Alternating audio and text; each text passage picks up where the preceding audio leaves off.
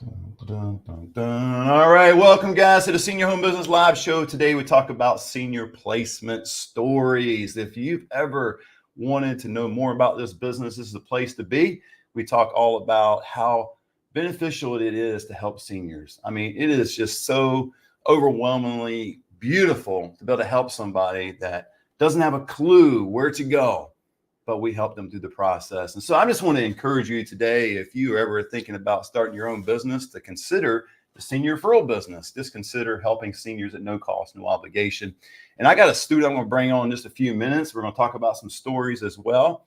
If any of my students are out there, they want to jump on, they can jump on and let's have a conversation and let's just enlighten the community. Man, I just got back from Vegas, so I don't know if I'm going to sound raspy, appear to be tired. I don't know, but I'm ready to go. I've got my hibiscus tea that I fell in love with again the other day. I got back and my wife, I think I had like 4 glasses of this stuff yesterday. I don't know what it does to you. I think it's supposed to have some good ingredients. We're going to find out as I continue to drink it.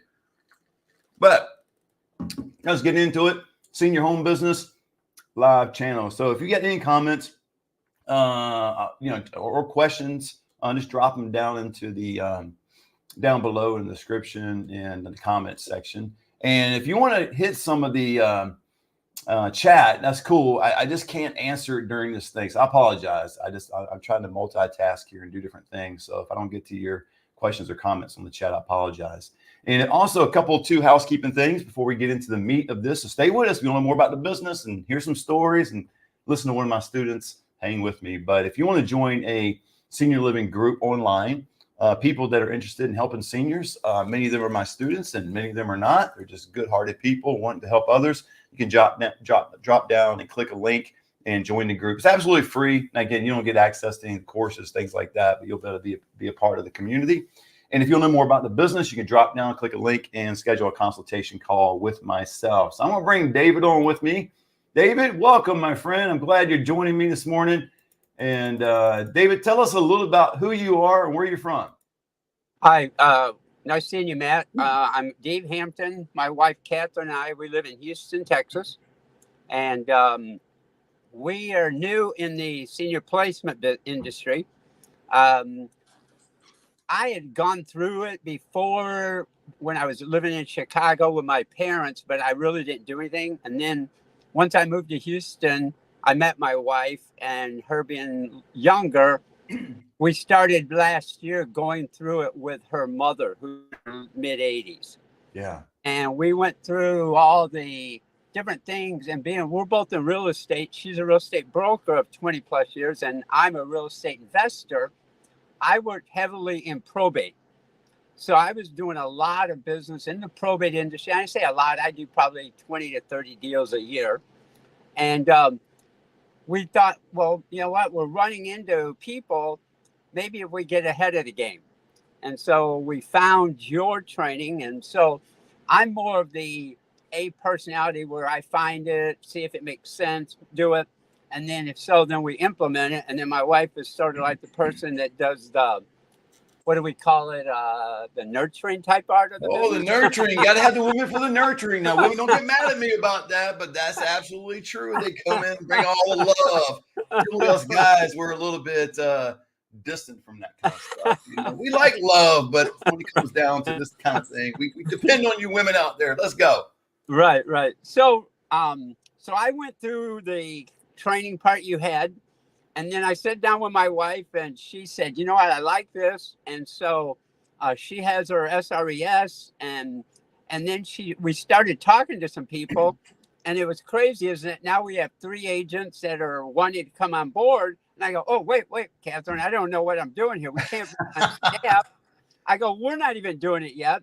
And then what really made me get really aggressive, and we had this conversation last week, Matt, was the director, I don't even know all the terms yet. The lady that does the tours and the director of everything there at the community where we ended up putting my mother-in-law.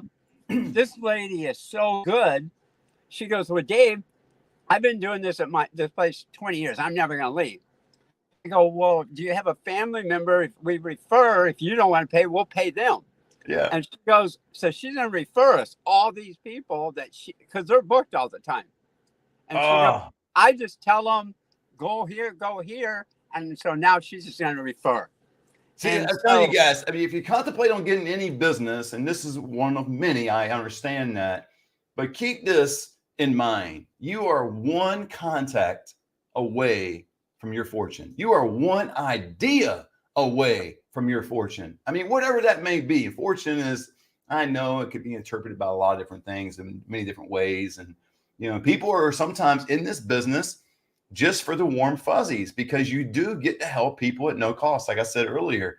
And then some people are in it for both. They're an advocate for seniors and they want to make a good deal amount of money. As you see, I'm sitting in my private office at home. I love it. Can I go somewhere and drive down the road? Absolutely. But I don't have to on a daily basis to do this kind of thing. So, David, get back to your story. I love what you're talking about. Now, you say your wife is CRES. I know a little bit about that. SRES. Senior, SRES. yeah, Okay. so Tell us a little she's about what that senior. is. So it's a certification that realtors can get that they're certified that specializes with seniors. Okay. Okay. So, so she has that. And then she does that. We jokingly say, I do ugly houses. She does a pretty side. And then now we're starting this new business. We're building a website. We're setting up everything for the people. And we have worked out with the realtors that we're bringing on. They're actually going to become part of her team. I go, well, wait, what if I can't buy the house and they have a house, but if they don't have a house, right, we got to get some good. So they're going to be part of her team for the retail side. And so you're actually building a team. So you guys in this business, you could be a solopreneur, right? I was a solopreneur for a long time, and I started developing a team. And a lot of my team is family. Now I outsource a lot, an attorney, a CPA, and different things, and do some digital marketing. I outsource a lot of things you can outsource. But if you do want to formulate a team, just like what David is sharing, you can do that as well. So it could be a husband-wife team. And then it sounds like your connections in real estate, these are people obviously you already know that you trust, that you want to bring them into the business, to join the fund and to build a business together. Is that right? Right. So actually, my wife, she's going to be on doing this part of it. And then two of the realtors. And then there's one lady who's a property manager. And she's so good and personable that my wife had met her. And so she's looking for a better opportunity. So we're going to bring her on part-time till we get her trained and up and running, and then go. And if she decides she wants to go full-time, what's full-time? Yeah. 2-3 deals a month. I don't know. I tell you, and that's the crazy thing in this business, David, is that part-timers are typically doing 2 move-ins per month. So you can kind of gauge on how many move-ins you're doing. And I hate saying doing, that sounds like it's sales, because in this business, it's more customer service oriented, you guys, but to kind of, make it numerical and make it in the economical sense, so put the math as the path, right? So if you do 2, typically that's part-time, and that's going to be somewhere between 96,000 and 125 per year. Okay. That could be life-changing money for you, or you could be on the other end of the spectrum. Like I went to Vegas and I was part of a 60-person mastermind, and the guy running it has multiple 8-figure companies. Well, if I come to him with this deal here, he's not interested, right? Now, he might be interested in hiring others. So if you are at that level, you think in terms of maybe getting into the industry, scaling, and recruiting others, and that's how you scale. But, it could be life-changing money, even on a part-time basis. I know 10 years ago, David, I was making about $80,000-$85,000 a year, somewhere around there. And it kind of fluctuated because I got a little bit of bonus, but it's still under 6 figures. And it took me a long time to kind of get there because I wasn't a W-2 employee. Nothing wrong with W-2 employees, you guys. I'm not bagging on W-2 employees. I'm not the type person that says you have to be an entrepreneur. I think you need some kind of some resolve and some different things within you, some certain ingredients to be an entrepreneur in the first place. Some people are just wired to be W-2 employees. Nothing wrong. It's not one's better and one's worse. It's just, what are you called to do? What do you want to do? And so for the longest time, up until 2018, I was a W-2 employee. And then I branched off to become a solopreneur. Now it's my wife and I, but still kind of look at it as a solopreneur. I was doing everything, man. I was doing all my QuickBooks. I was doing my accounting on what was it, TurboTax. I was just doing everything all by myself, man. I think I may have started my first couple invoices on Excel spreadsheet. I mean, I was just like, whatever it took to get the thing done, right? And so, but I had this vision to do it. Now, if you get into it full time, the magic number is 5. And the reason it's 5 is because typically it depends on where you are in the country. I mean, that's going to depend on a lot of things, because where I'm at in Central California, our referral fees are not quite as high as, say, LA. And where you are, David, in Texas, you said Houston, right? So Right. my referral fees are probably not going to be as high as yours. Now in Texas, they have some standard referral fees, I believe, and in a lot of different areas. I don't know if that's true in every city and every county where it's a fixed rate, but I know in most of Texas it is. But there's plenty of places you can go. I got some students down in San Diego. They would just laugh at my referral fees. Not they would laugh at what I'm doing. It's just my referral fees. My last one I got was $5,000, but on average, my referral fees are somewhere about $3,750 to $4,500.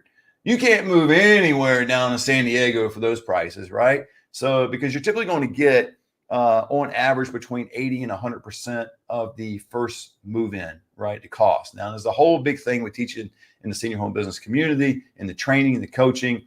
You can't just go out there and expect every community to give you 80% or every community to give you 100%. It all depends on the negotiation. It depends on what kind of community they are, whether they have a management group or they a national company. There's a lot of variables, right? So you want to get into that. But I mean, I think $250,000, David, could be life-changing for a lot of people.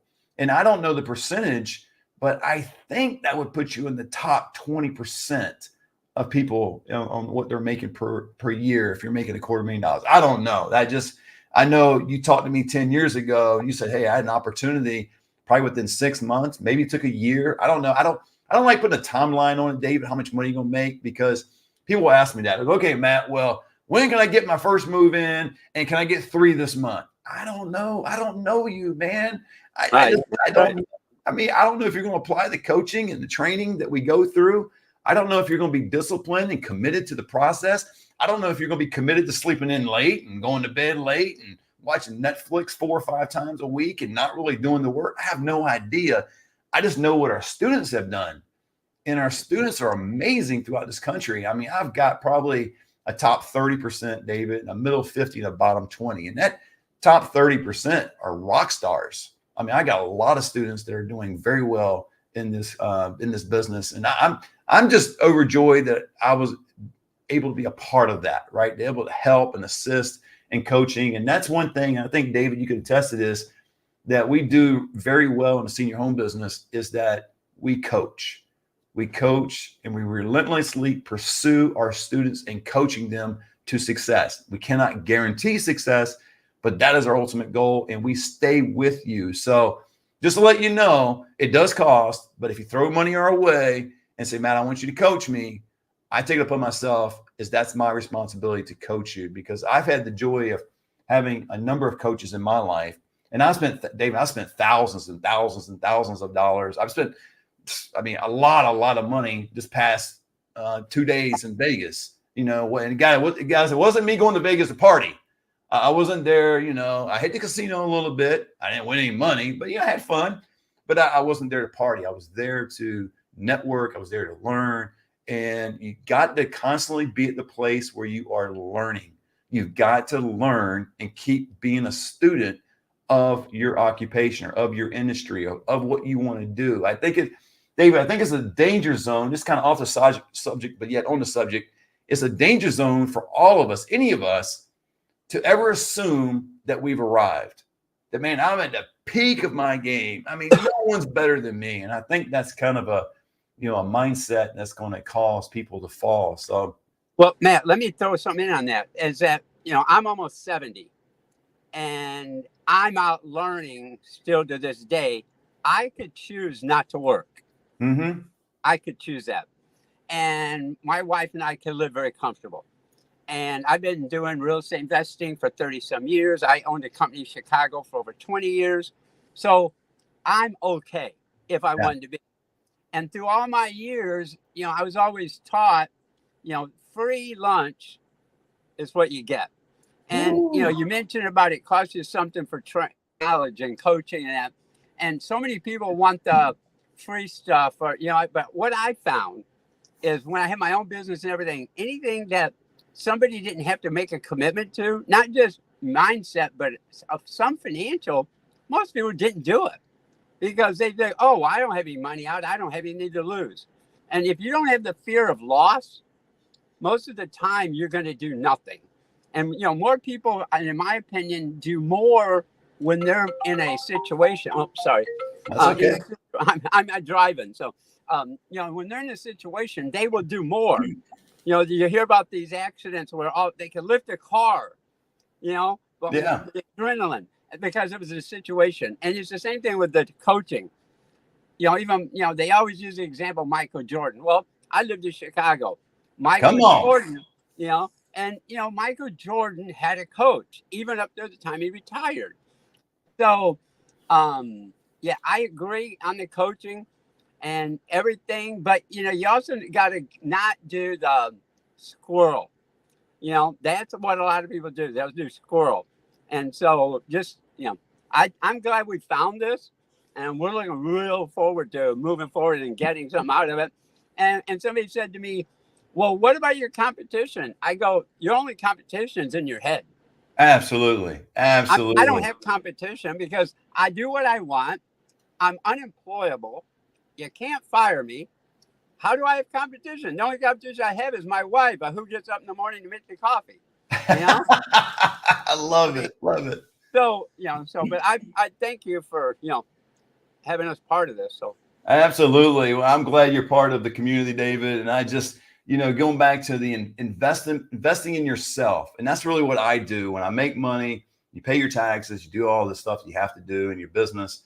But there is a top portion outside of the taxes that goes into personal development and my business development. And that's what this past weekend was in Vegas. It was personal development. I give an example. Because I guess I'm more now. I know some of you are going to hit me up because I'm about to say this. I'm like, well, Matt, where's my freebie at? Well, because I kind of roll with the punches. And it's a nice thing about owning your own company and your course and your training, coaching. I kind of do what I want with it.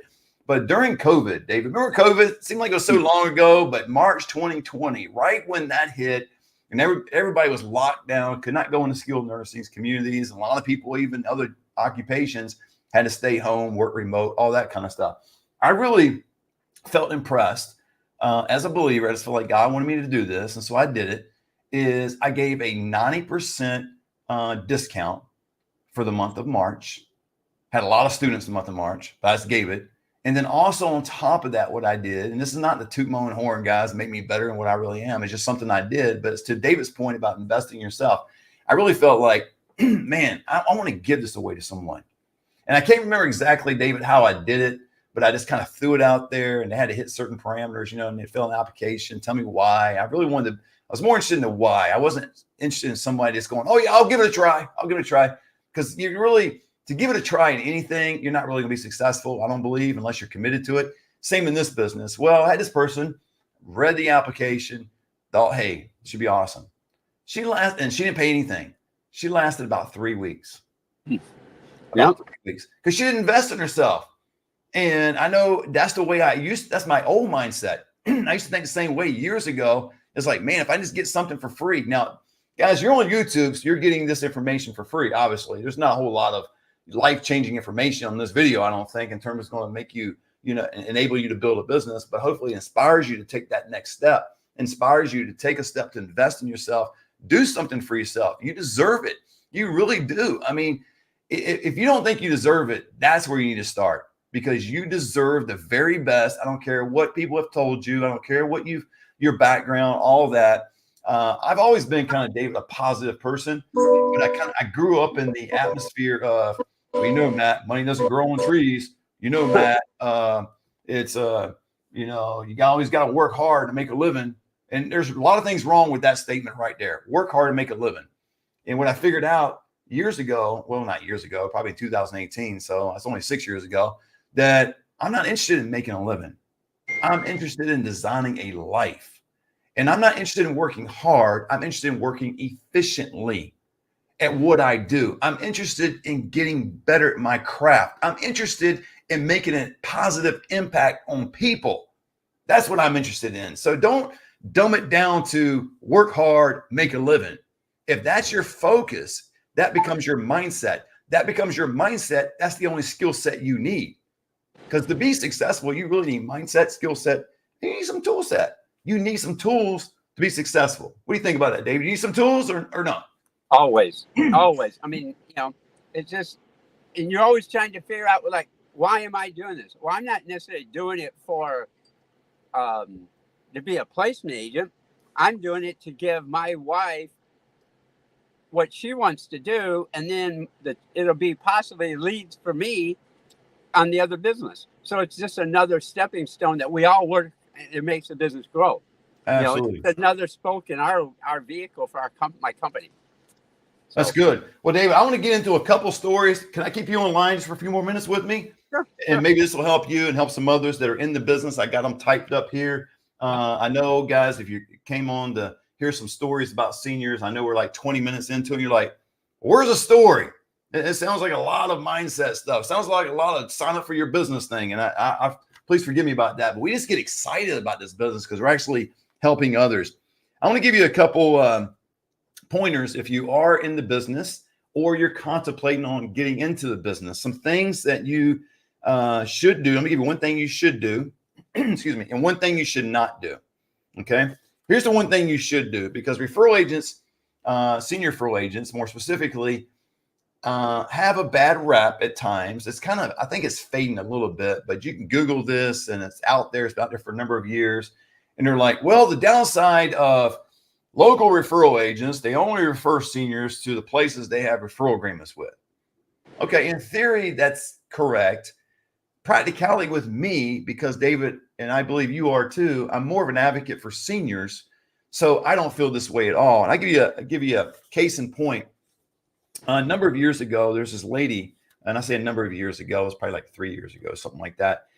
This lady, her husband had passed away 6 months prior to reaching out to me. She came to me where I got the lead, was one of my networking individuals. And so she came to me, says, Matt, I'm really at a place. I want to get out of this big house. My husband's no longer here. I can't keep it up. I can pay people to take care of the house, but it's just not the same. I don't go into all the rooms and all that. So I really want to be a part of a senior community, an independent community where I can be around a lot of potential friends, people I can eat with, I can play games with, et cetera, and have a security of being in that environment. So she came to me and she wanted an independent community. Now, here's the thing that you should do. We're going to start off with a positive and I'll end with what you should not do. So what she did was she wanted to be an independent community. Well, my area is only really 3 big independent communities. And so, I had a referral agreement with 2 of those communities, and I did not have a referral agreement with the third one. So it was 1, 2, and 3. She comes to me and she starts talking about the third community. I won't say the name on YouTube here, but she goes, I really would like to check out that community because I had lunch over there a couple of years ago with a friend of mine. I remember it had these beautiful trees. It was just gorgeous. It was, I just really want to go and have a tour. Can you take me there? Well, in my mind, I'm thinking, man, if I take her there and she moves in there, I'm not getting paid. Okay. So it goes back to the senior referral agents getting that bad rep of just moving someone where you got a referral agreement. Well, here's a long story short. I said, ma'am, if you want to take a tour over there, I'm committed to taking you a tour. I said, now there's 2 other independent communities in the area. Would you be interested in checking out those communities? She said, absolutely. Took her to all 3. Guess which one she picked, David? That one you don't have to. Exactly. That's the one she picked, the one I did not have a referral agreement with. And so what I did was I served her anyway, her and her family. I walked her through the process, went on the tour, talked to the executive director, which that's why I can't say the community on live here. But the executive director just moved over from a different community that I did have a referral agreement with. So I bumped into her and she goes, Matt, I just want you to know, we don't do referral agreements with local referral agents. I said, I get it, but I'm still helping her out. She goes, oh my goodness, it's good. So I did that. I went by there a couple different 2 or 3 times. Finally, she pulled me aside and she goes, Matt, I talked to the management group. I told them all about you, what you did at the other community. I'm seeing what you're doing now. It's consistent. We want to pay your fee on this one move in. And I didn't do it because I was going to get paid. I was going to do it anyway. So anyway, I had to go over there a couple more times for some other different things about the family. I was really involved in what was going on. And then she emails me And she emails me and she goes, Matt, she goes, I talked to the management group again. I told them more about what you have done here, more specifically, and they would be honored to sign your referral agreement. Please send it over. That is just doing the right thing. It benefited me in the outcome on the end of the story. It doesn't always work out that way, but I was willing to help somebody regardless. And I want to encourage each of the referral agents that are out there, my students, or you're not my student, but you're a referral agent, or you want to get in this business, be an advocate for seniors, be willing to help regardless whether you can get paid or not. Now, that's something you can do and should do. Now, let me tell you something you should not do that I did, David. Here's something I did do that I would encourage no one to do moving forward. And that was a lady came to me. It was about her dad. He was in skilled nursing, and she wanted to obviously find him a good assisted living community. Matter of fact, she was landing on care homes. This because the care was, the ADLs, if you don't know what ADLs are, it's activities of daily. I know you know what it is, Dave, but others out there may not know. It's activities of daily living, and you got to look at behavior, different things like that. Well, he needed a lot of care. So she focused on a residential care home. On one Friday, I'll never forget it, she wanted me to schedule 4 tours, which I typically do 2 or 3, depending on the need. She just said, no, Matt. She goes, I want 4. Give me 4 tours on Friday. So I did that. I said, okay, when I start about 9, go to 11 and 1 and 3. I was all day doing these 4 tours. At the end of this time, the end of the last tour, she goes, well, Matt, they're all good. She goes, I really feel like I need to do my due diligence. Can you take me on 4 more tomorrow? And I was like, and without asking really good questions about the experience she had in those 4 homes, I said, sure, let me line it up for you. I'll text you a little bit later on this evening. I'll get the tours lined up. We did this on Saturday. We did 4 more. So we repeated what we did on Friday on Saturday. It's a total of 8 tours now, right? At the end of the 4th tour on Saturday, so a total of 8, she looks at me and goes, Matt, in order to do my due diligence, I really need my husband involved. Can we show him all 8 on Sunday? I was like, everything within me is like, just kill me now. I was like, dude, but this is something I would encourage you not to do. And I did take her husband and her the next day on Sunday, all 8 tours. I would not encourage that. I think what I found out, the more communities we visited, it got more confusing. And it got more, it just did. I mean, they forgot what the first one was all about. Matter of fact, when I used to work for a large community, this happened. I had this guy, he shows up, it was like 4 or 5 people, his family. And we're on this tour. And he goes, Matt, man, I'm really interested, but I'm doing my due diligence. So don't try to sell me today. And I was like, no, I'm not trying to sell you. I said, but you're doing your due diligence. How? He goes, oh, let me tell you something. This is my 8th tour, man. I'm making sure the family's taken care of. I said, that's amazing. 8 tours. I said, I got one question for you. Tell me about what was about the first community you liked? And he goes, the first one. And I forgot his wife's name. Let's call her Martha. He goes, Martha, where was that first one at? I forgot. And see, you can get to too many. So if you are in the business or you're thinking about getting in the business and you want to do this as part of the process, do not take residents or their family on too many tours. It does not help. It confuses matters. That's just like going on Google and getting a whole big list. That's like going through a national company and they give you, they don't give you a list, but they get your name and information out there and all these communities call you and you get inundated with 20, 30 different calls about we've got the best pool, the best care, the best food, the best, all this kind of stuff.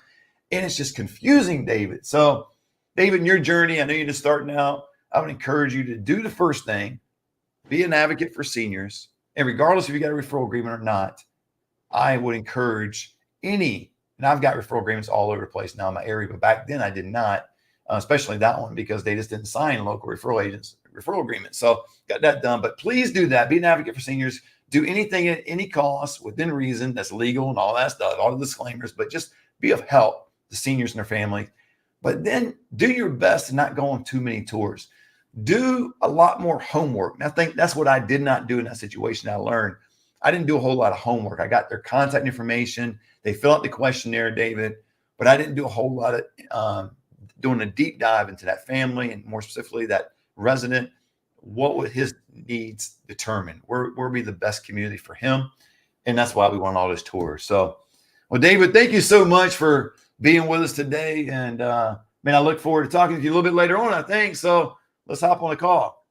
Sounds good, Matt. Thank you. All right. Have a great day, bro.